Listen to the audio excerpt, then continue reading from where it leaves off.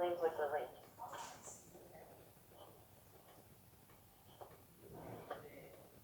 I was noticing that.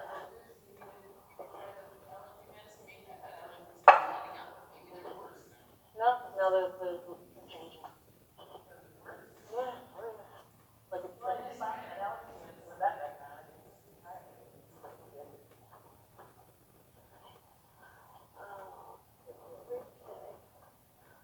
So, see if we can ask him to cross his front feet over by a rain cue.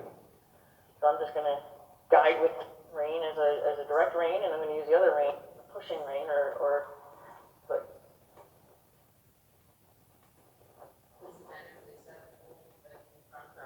No, well, they're gonna be moving forward, right, for the, so it would be, but it, it doesn't matter, how he does it. This rain, we wanna keep his head straight, and also there's like a pushing rain.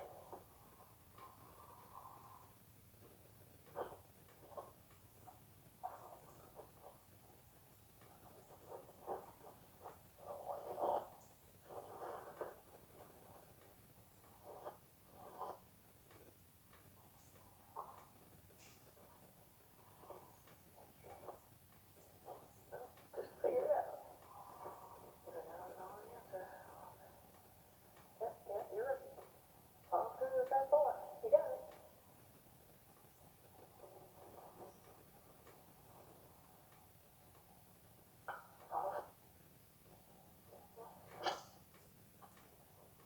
Yep.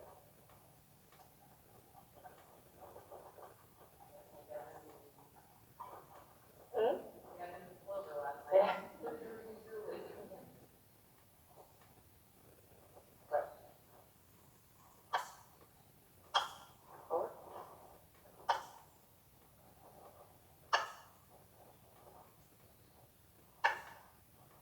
A little bit harder to do in motion. Yep.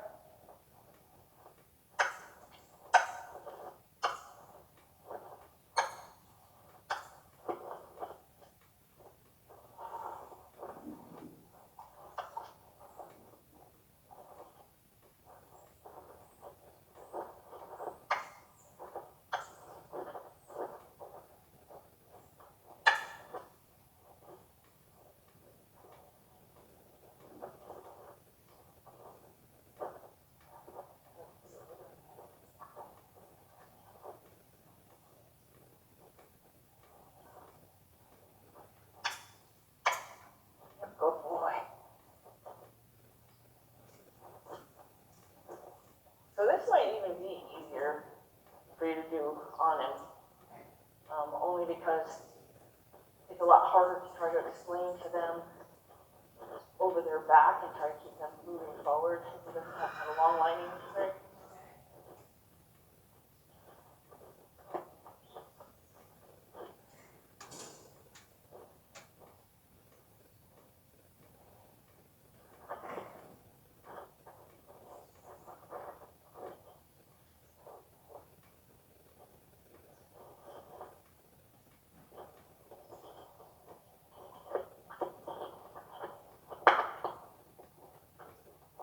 Just comes in handy.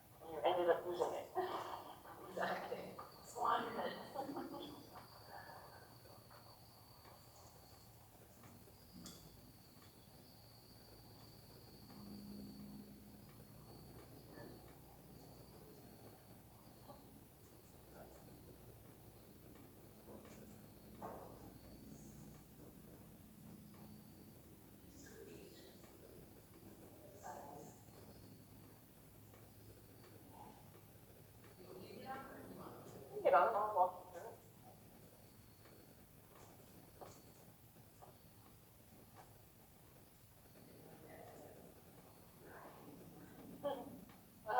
You're gonna just kind of like walk and stop and walk and stop, and you don't have to, it's not gonna have to work hard. He'll work real hard mentally because he's gonna be trying like heck to figure out what you're doing.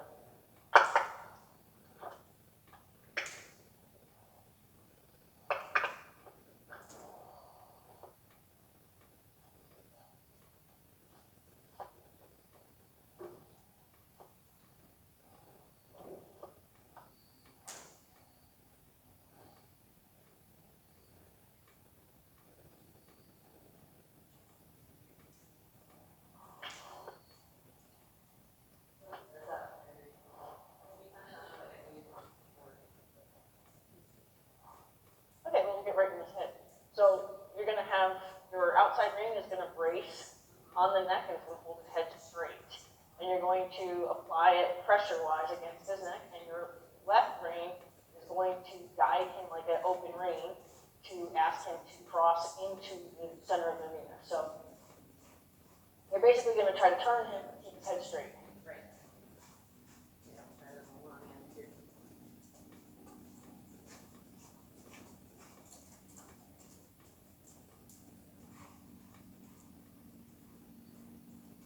Good. And now you can move the other way too. So you can scoot your shoulder in and go back out. Well, he's kind of just steering right now. Right. But when you feel him almost pause into a crossover is when he's done it right. It'll just be a slight pause. And I know he's not a leg guy, so you don't want to, you can use your outside leg to guide the shoulder over, so the outside leg can go more forward and guide the shoulder over, and then obviously you use the inside leg and you're guiding the shoulder over the other way. In the book, they kind of show it like you go down the whole thing, sort of like at an angle, whole side. You don't step out into the arena. So I guess I'm allowing him to walk through the center. Yeah, you're allowing him to follow.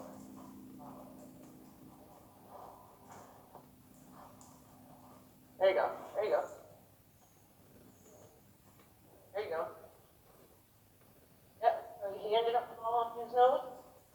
The other way to help him, if like not the leg guy, you're going to have to sit on your pocket a little bit to encourage him to have to yield away from you to stay from your butt to keep his butt on the rail. There you go. There you go. I'm putting leg on him. It's fine. He does. I mean, I've been working with the leg with him for a while now, so.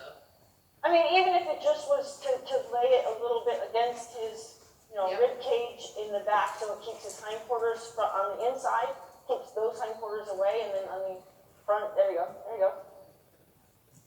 Good boy. Good, give him a break. Yeah, I mean, keep moving, but just give him a break from that. That's a very concentrated movement. And what you could do is you could give him a break on every short wall, and then work him on every long wall. Right.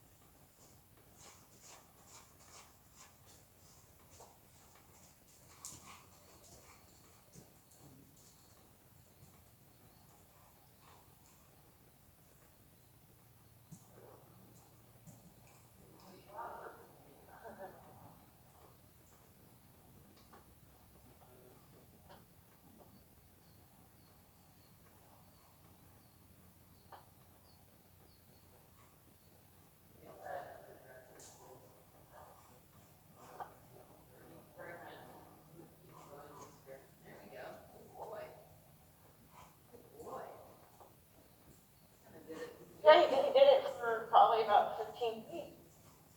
Good job.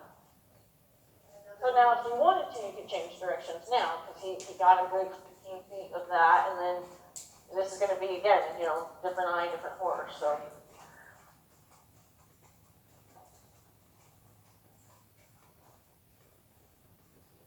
So expect to have to introduce it more than expect it to happen.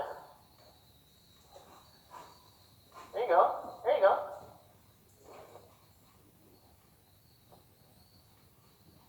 But you're a little more worried in this direction.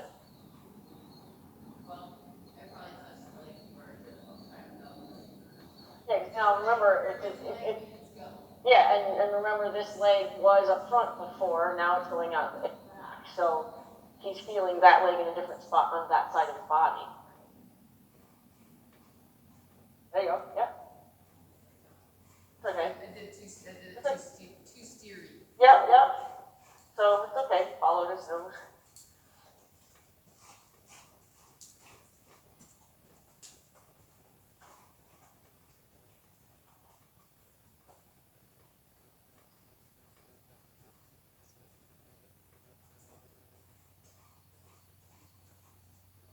There you go.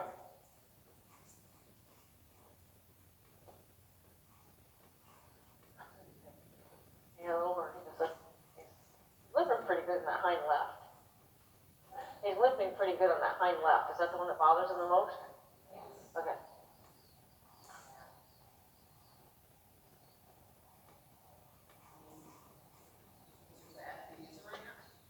I'm so terrible, I can't feel it. You can't feel the limp? No. No, he's got a definite limp going on.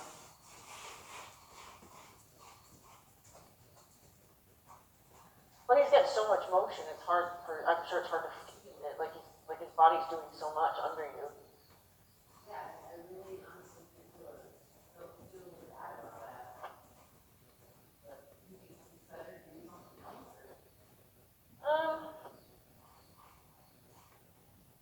feels a little bit when you start to skate. It's not so prominent when he's walking like that. It shows up a lot more when he starts to get tight and, more springy. Right. Like right now, it's not showing up as bad. And there it shows up again. So I don't know if turning on the haunches is going to be good of an idea, only because you're going to be twisting that hawk a little differently.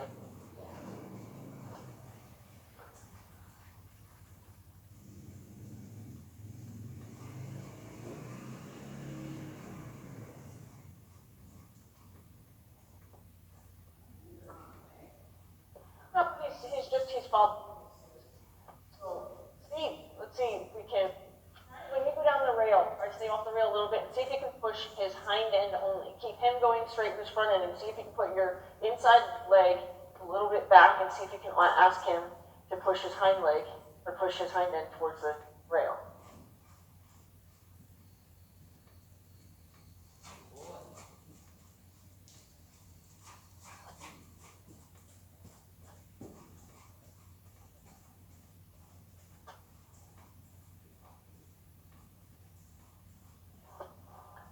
So step off the rail a little bit and see if you can't push it.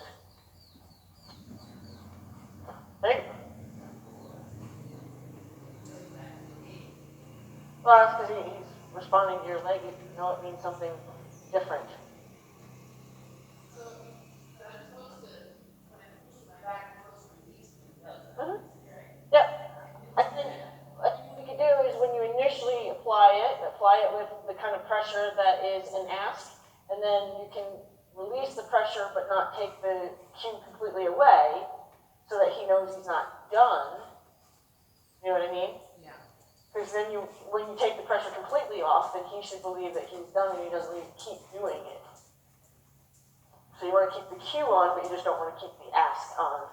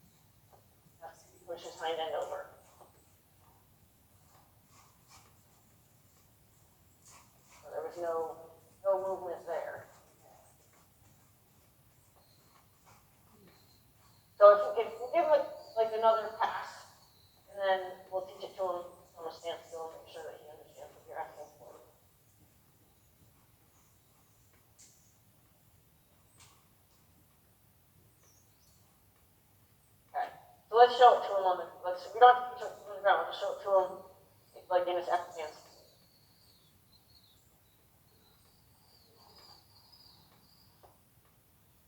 No, you can stay on. We're gonna show it to him if you want. Because so he can figure out the legs. Because that's what he has to be able to respond to.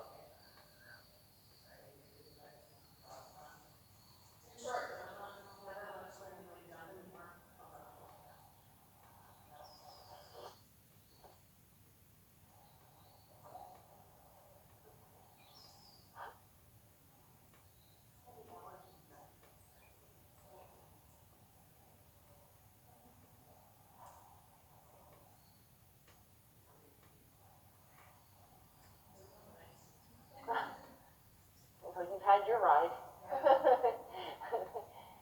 Your quarter has run out.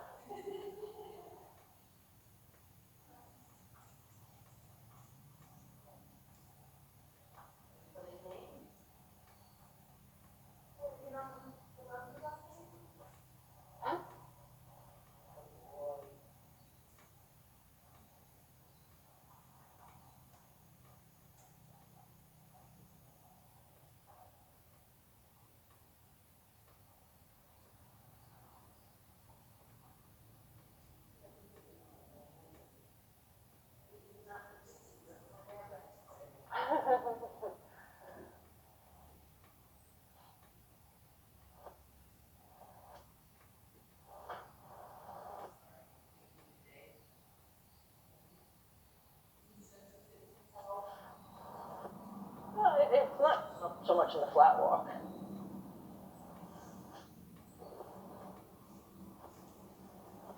Okay, so we were going down, we were going this way, so we're gonna see if we can jump in. Okay, so you're gonna slightly have this rein slightly in, and then you're going to put your leg back here, and you're gonna ask him to yield his hindquarters in that way. Yeah, good. So now you need to make sure that as you that consistent practice. So that way when you do that, he knows to just move off of it. Then you, in a way that would upset him. So go ahead and ask him to move off of that. Good, good. Yep, he did 3 to 2 steps. I have practiced side step. Okay.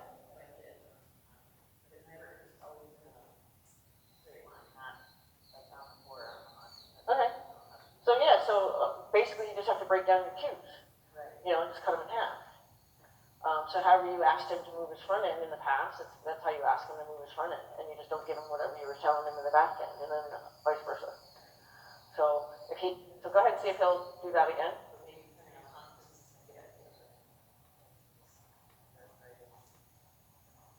Good, good boy, good boy. So he gets it at a standstill. Now it's a matter of, so what you can do is you can like act him just for a few strides and 1 step over. You know what I mean? So instead of saying, okay, let's go bite off more than we can chew, and we're going to go for a long ride and see if we can get a couple of these steps. Instead, just say, okay, I'm going to walk from here to here, and then my goal is to get 1. And then from here to here, my goal is to get 1. And then gradually try to build up. My goal is 2. Especially, you know, if it's going to be a different movement for him, it's probably going to cause him to feel more uncomfortable, because even if he does it on his own, he's not out there doing it like this. So, but I would set, you know, a spot in my mind where I'm going to go to, and I'm going to try to get 1 step over before we get there. So I'll try to come straight on me so I can see that happen, and then see if you can get 1, exactly how you asked him to stand. So if you want to, even for 1 more while you're standing there, so he says, oh yeah, I know that. Oh, you thought about it. Good, yep. But he didn't finish it because you took the cue off. So it's kind of cool that good boy. It's kind of cool that he went like that, like he was kind of, you know, walking normal, and then he went like, and you took the cue off, and he left himself standing like this. So when you took the cue off, he didn't finish it. Okay, so make it your goal that when you get to me, done 1 in forward motion. Good for him.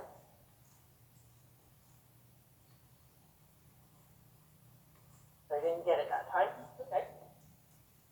So we'll turn around and come at me this way. So we're just we're gonna kind of give him a break and not tell him he's gotta, because the more we let him just kind of walk, not knowing what he was being asked to do, the harder it's gonna be for him to figure it out. So keep it in a concentrated area. Yeah. Okay, ask for one. Nope. Okay. Okay, till he figures, you know, like I said, try to keep it in a small space. Almost. Well, you could, you know what, just keep going across the short line instead of even a diagonal. So just go from the B to the E. So at least we can kind of keep it consolidated into this small space.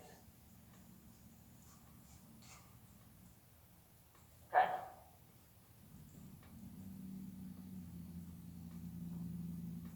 Sort of.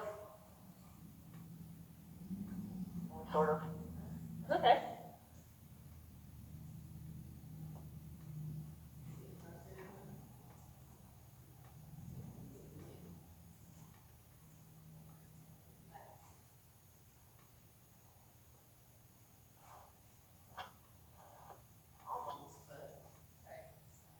So what I would suggest, seriously, is to go to the E, turn around, come back. To the E, turn around, come back, instead of all the extra walking. So from there to there to there. So this way we can keep it to where we're trying to do one thing and we're not just making him think he's just going for a walk in a smaller space. So you know,